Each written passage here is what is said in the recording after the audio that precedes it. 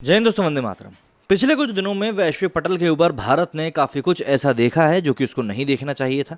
एक बयान के ऊपर खाड़ी देश इतने नाराज़ हो गए जैसे कि उनकी पूरी की पूरी जो बनाई हुई एक छवि है उस छवि को ही खराब कर दिया गया। वो भी ऐसा बयान जिसकी सत्यता के बारे में कोई भी बात करने की कोशिश भी नहीं कर रहा है। ऐसे समय में यूएन में अब भारत का डंका बजा है। अब भारत में हिंदी में कुछ बातें होने जा रही हैं और ये वाकई में भारत के लिए गर्व करने वाली बात है। ज़रा विस्तार में जान लेते हैं क्या कुछ होने जा रहा है यूएन में और इससे क्या मतलब है भारत को। संयुक्त राष्ट्र महासभा मतलब यूएनजीए ने भारत के हिंदी भाषा के प्रस्ताव को मंजूरी दे दी है। ये घोषणा शुक्रवार को करी गई। इसके अलावा बांग्ला और उर्दू भाषा भी इसमें शामिल करी गई है। अब यूएन के सभी कामकाज और जरूरी संदेश इन भाषाओं में भी पेश किए जाएंगे। भारत ने इस फैसले की सराहना करी है। इसके अलावा अरबी, चीनी, अंग्रेजी, फ्रेंच, रूसी और स्पेनिश संयुक्त राष्ट्र की 6 आधिकारिक भाषाएं हैं, जिसमें अंग्रेजी और फ्रेंच मुख्य हैं। यूएनजीए में भारत के स्थायी प्रतिनिधि राजदूत टीएस त्रिमूर्ति ने बताया कि इस साल पहली बार प्रस्ताव में हिंदी भाषा को भी शामिल किया गया है, जिसमें बांग्ला और उर्दू का भी जिक्र है। हम इन बदलावों का स्वागत करते हैं। उन्होंने कहा कि भारत 2018 से संयुक्त राष्ट्र के वैश्विक संचार विभाग मतलब डीजीसी के साथ साझेदारी कर रहा है। संयुक्त राष्ट्र के समाचार और मल्टीमीडिया कंटेंट को हिंदी भाषा में प्रसारित करने और मुख्य बनाने के लिए फंड भी दे रहा है। वहीं हिंदी को बढ़ावा देने के लिए कई प्रयास किए जा रहे हैं।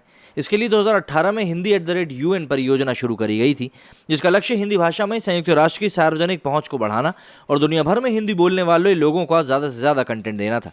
त्रिमूर्ति ने 1 फरवरी 1946 को पहले सत्र में अपनाए गए यूएनएससी के प्रस्ताव 13.1 का भी जिक्र किया।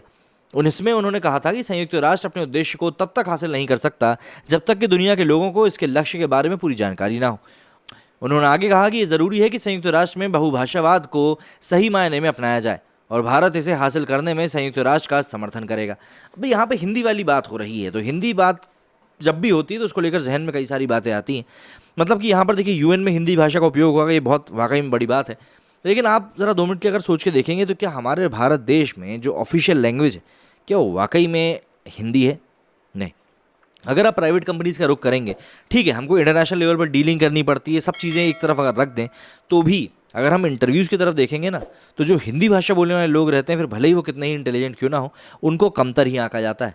वहीं एक इंग्लिश बोलने वाला छात्र जिसको कि उतनी ज़्यादा नॉलेज ना हो, लेकिन उसको ऊपर रखा जाता है। सिर्फ क्यों? क्योंकि वो उनको प्रेजेंटेबल लगता है। मतलब हिंदी भाषा कई सारे मायनों में अगर हम देखा जाए तो मतलब जितना मुझको समझ में आया, जितना मैंने अपने एक्सपीरियंस से देखा है, उसको उतना ज़्यादा तवज्जो दिया नहीं जाता।